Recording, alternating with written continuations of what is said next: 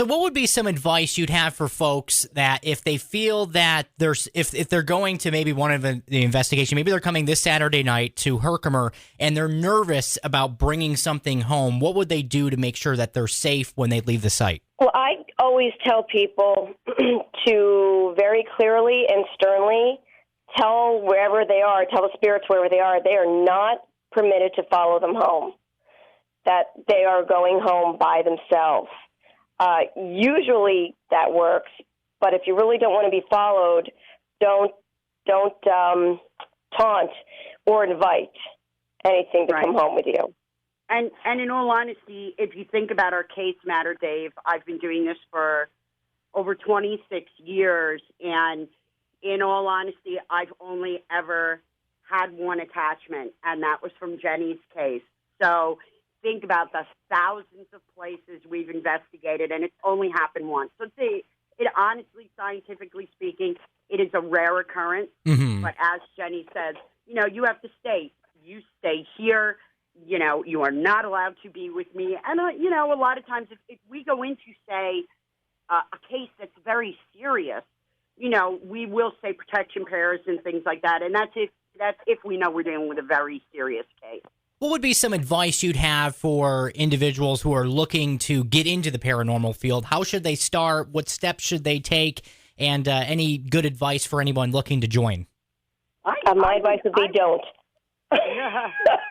I would say if you're very interested in the paranormal, definitely, years ago, a lot of us started because, back when I got into it, it wasn't really talked about, discussed a lot. There were not shows on TV. Nobody knew what an EVP was, other than the Warrens. I mean, I would say definitely get with a group that maybe is welcoming in new members. There are groups out there all over the world, including, the United States, that are big groups that open people in to help teach them how to make contacts with spirits, because you want to do it the right way. You don't want to be disrespectful. You never want to go into a location without permission, because that's trespassing, and you will get arrested. So, you don't want to have that happen. But, you still want to be respectful towards those that have passed on. And you also, if you have an interest in it, you want to find out about the paranormal. So I would definitely try going with more of an open public group at first and kind of get the basics down that way and learn from other people. I would also suggest learn how to use the equipment properly. Yes. Learn how to figure out what is a real EVP, what is just a weird noise, what's a car outside, and what would really be classified as an orb. Yeah, not just like the dust in the room, right? Yes. If I see one more orb picture that I know is dust, that's a I think that's where people have a lot of misconception. They'll be outside and it'll be dewy outside, or there'll be a lot of pollen, and they'll think they're surrounded by orbs. Everything to me is science.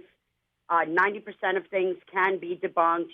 So you have to be in, and we have special ways of deciphering, actually taking an EVP, looking at it in a scientific manner, in verbal speech patterns, in decibel analyzation, and deciphering whether something is truly an EVP. So we actually go the extra mile to prove that absolutely this is paranormal, this is unknown. And again, nothing is ever 100% positive. So, there's always some room for error. So you have to take that into consideration. But we are very, very tough on evidence, very tough.